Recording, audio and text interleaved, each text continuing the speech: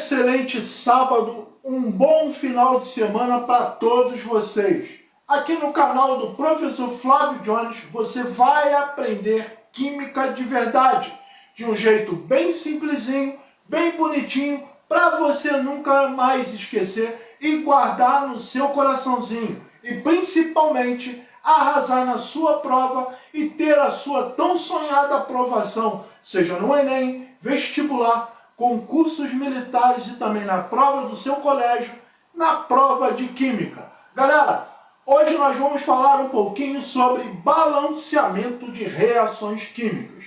O balanceamento de reações químicas é formado onde nós temos reagentes que vão romper, quebrar as suas ligações, tá? Rearranjar os seus átomos para formar ou produzir novas substâncias que nós vamos chamar o quê? De produtos. É um processo fundamental na área da química, que consiste em ajustar as proporções entre reagentes e produtos para garantir a quantidade de átomos de cada elemento. Ou seja, nós vamos encontrar obrigatoriamente, obedecendo às leis ponderais, o mesmo número de átomos de um determinado elemento químico aqui no lado dos reagentes, obrigatoriamente nós vamos encontrar o mesmo número de átomos daquele elemento químico aqui no lado dos produtos.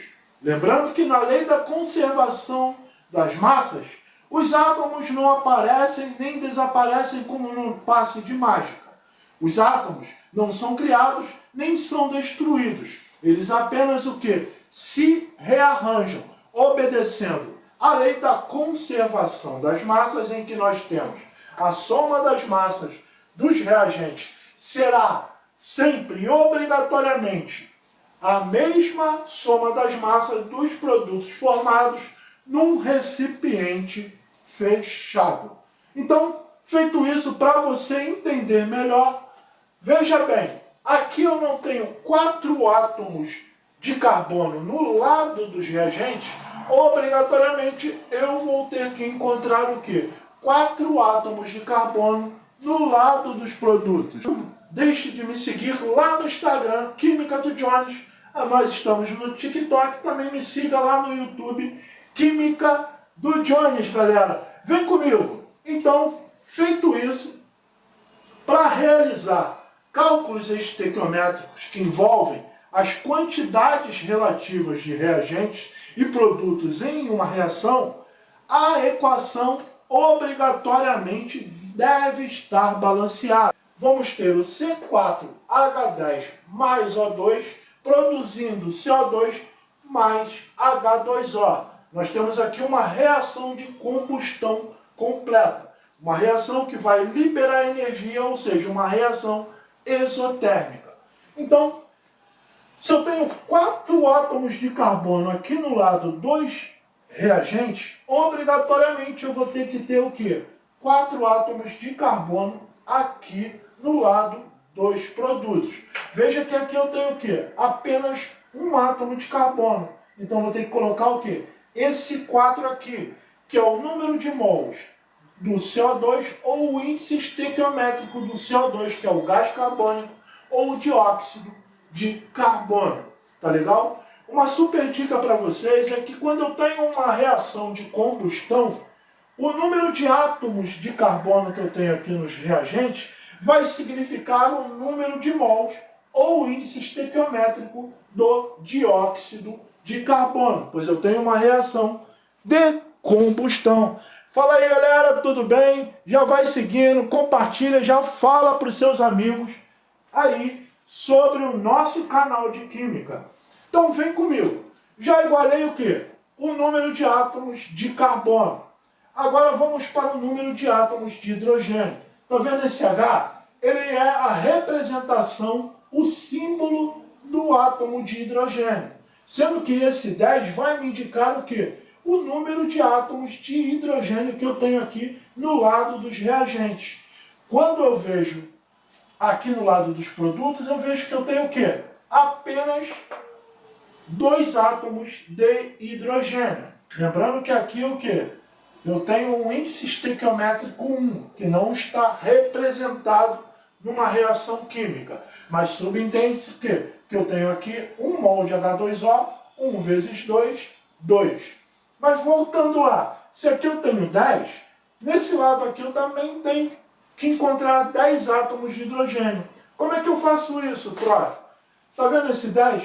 Vou dividir por 2. 10 dividido por 2 me dá 5. Então eu vou colocar o quê? Um 5 aqui na frente do H2O. Pois é nessa molécula do H2O que eu vou encontrar o número de átomos de hidrogênio. Peguei esse 5, multipliquei por 2, eu tenho o quê? 10 hidrogênios. Aqui eu também tenho o quê? 10 hidrogênios. Então, carbono e hidrogênio já está balanceado. Resta eu balancear o número de oxigênio. Aqui nos reagentes eu tenho o quê? 1 vezes 2, 2 átomos de hidrogênio. Mas já aqui no lado dos produtos, eu vejo que eu tenho muito mais átomos de oxigênio, do que o número aqui de oxigênio no lado dos reagentes. Como é que eu faço isso? Está vendo esse 4? Vou multiplicar por esse 2, que é o número de átomos de oxigênio que está aqui na molécula de CO2. 4 vezes 2 me dá 8.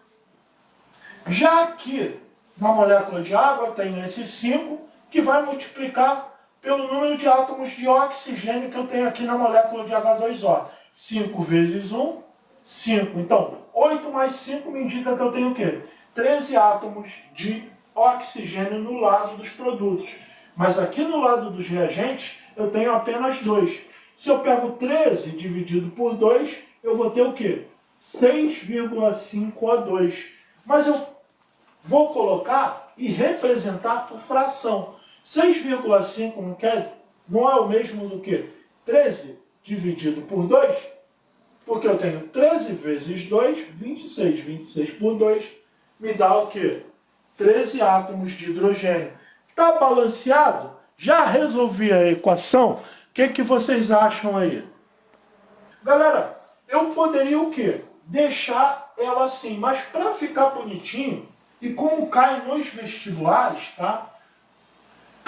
Nós temos que colocar números inteiros. E para tirar esse 13 dividido por 2, eu vou ter o quê? Que multiplicar por 2. Não apenas aqui o índice ou o número de mols do oxigênio, mas de todas as substâncias. Então, se aqui eu tenho 1 vezes 2, vou ter o quê? 2C4H10.